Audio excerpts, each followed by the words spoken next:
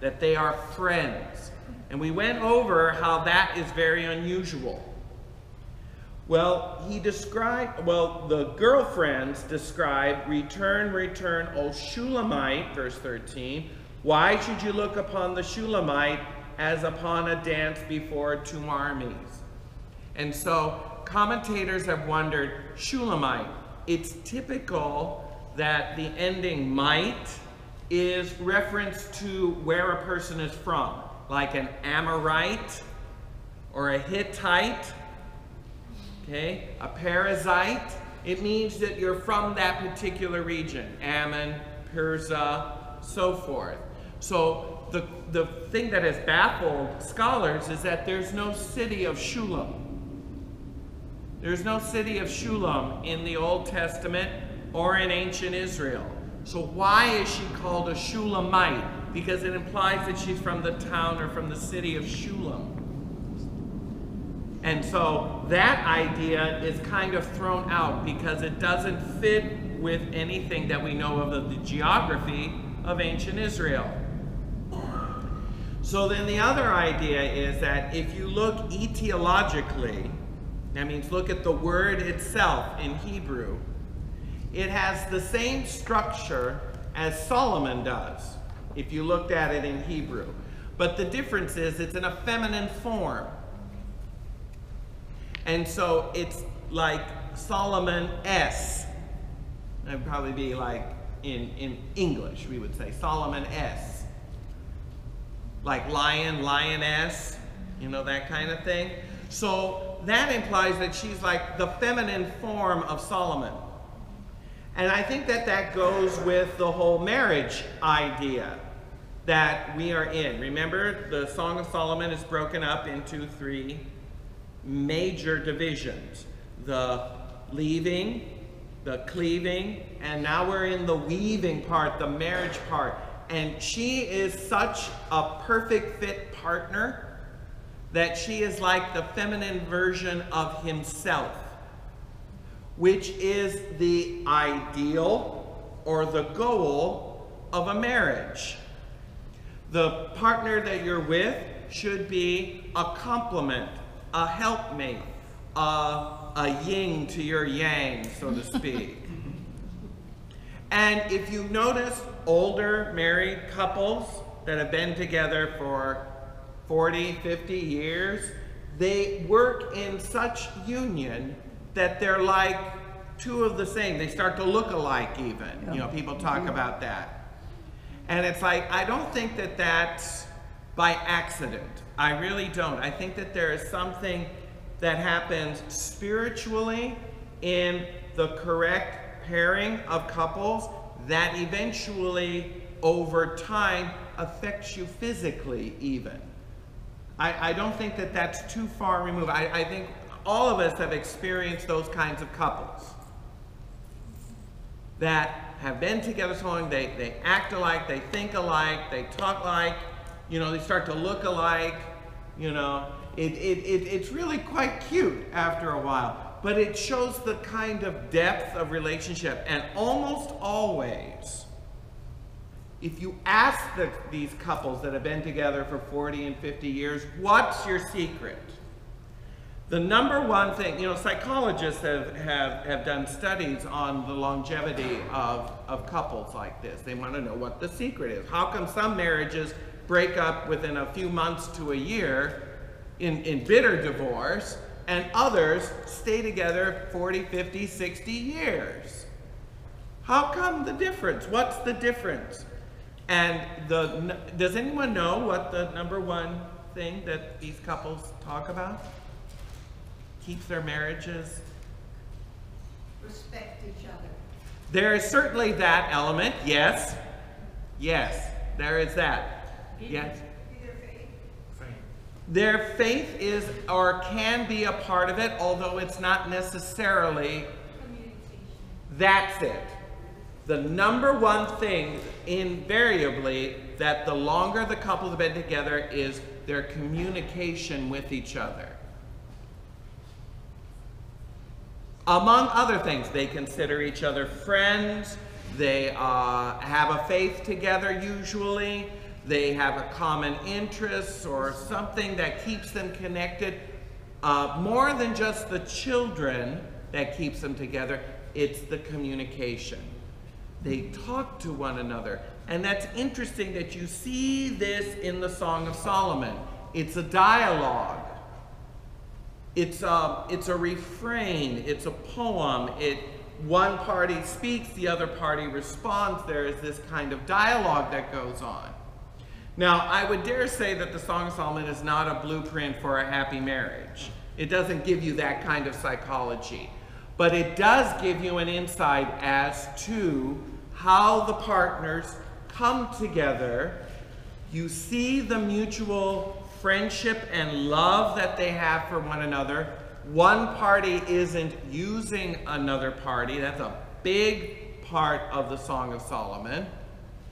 It is where they kind of meet each other, if you will. That's the unique part about it, is Solomon takes this woman from the fields, so to speak, and elevates her to the point that his harem, not necessarily jealous per se, but admires that relationship. You know what I'm saying? There is something tangibly different in the way that he relates to her and how he elevates her to his status. And when we think about this spiritually, that's what God is doing with us. I mentioned this last week, and it's worth repeating since we're nearing the end of our study, is that God reaches down and looks at our human animal condition and desires to raise us up to be not necessarily his equal, but to be on a friendship basis. And we see this in the Gospel of John, chapter 16, where Jesus says to his disciples, I no longer call you servants, I call you friends. Because a servant does not know his master's house. We look in the book of Hebrews, chapter 2, and we find out that Moses was a faithful servant in all of God's house. But Jesus was the faithful son of the household. So who is greater, the faithful servant or the faithful son? The faithful son. The son. And we are of that covenant. We are of the covenant that Jesus established. So we are of the household of God. We are not his servants in that same way. Now, to be sure, we are servants of God as well. Don't want to mistake that. But that servitude isn't an indentured servitude.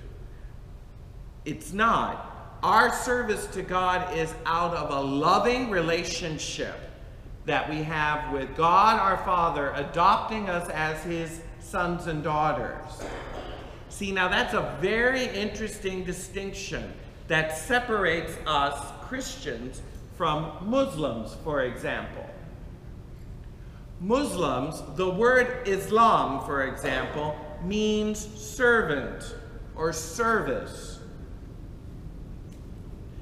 Muslims have a good or have a great understanding that God is the master of the universe. We are his humble servants in service to him. And so we pray 5 times a day. We fast on the given days. We go and celebrate Ramadan. We practice almsgiving. We go out and make a pilgrimage to Mecca once in our lifetimes.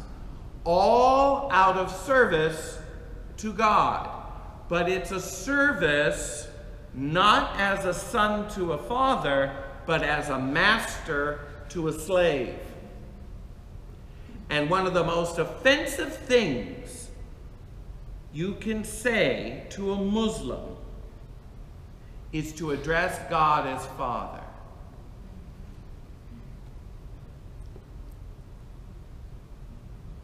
So what did Jesus teach us to pray? Our what? Father. That is the most offensive thing that a faithful Muslim could hear a person pray to God. You say, really, Chip? Yes, really. Scott Hahn relates a story in which he and another Catholic were going to debate Muslims on the faith. And he talked about, God is my Father. And the Muslim said, stop. We have to have some ground rules before we start. I cannot hear this kind of offensive speech. And the two of them looked at each other like, what? What are we saying? You go, we do not address God as Father. He is our master. We are but dogs in service to him for him to use at his whim and will. We have no right to say God is our Father. And so Scott and I forget whom he was with, we went on and they let it slip again that God, God the Father, and the Muslim got out, would not debate them. He left the debate because he was so utterly offended over the idea of talking about God as our Father. And it said it was a real eye-opener for him and his fellow debater that we take it for granted that God is our Father, Jesus is our brother, he is the Son of God. That's the second most offensive thing that you can say, that God had a son. Muslims just cannot wrap their head around the idea of God breeding a child.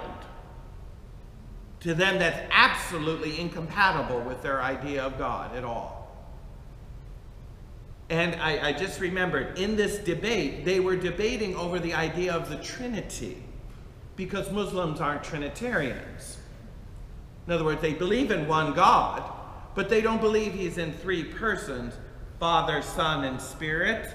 And so that's how the discussion got started. I remember the story now, how they got offended, because they talk about, well, we believe in God is three persons, God the Father, God the Son, and that's when he lost it. You cannot speak of God as Father. And one of the things that Scott Hahn mentioned in all of this was their gratitude for this revelation, this gift of faith that they've been given to understand that God is their Father, because Jesus taught us to pray, our Father who is in heaven. And Jesus is considered the firstborn among many brethren. Because the whole idea of salvation is that he is bringing us into the family that God began with Jesus and is perpetuated through him to the church. I said this last week, I'll say it again. Is this the idea of salvation, of redemption, is not merely getting our sorry souls into heaven, although that's an aspect of it. It's greater than that. God has much more intended for us in elevating us out of our human nature, out of our lower human nature, and into a divine human nature. The goal of salvation is to become as Jesus is, by grace, what he is by nature. We gain through grace what Jesus is by nature.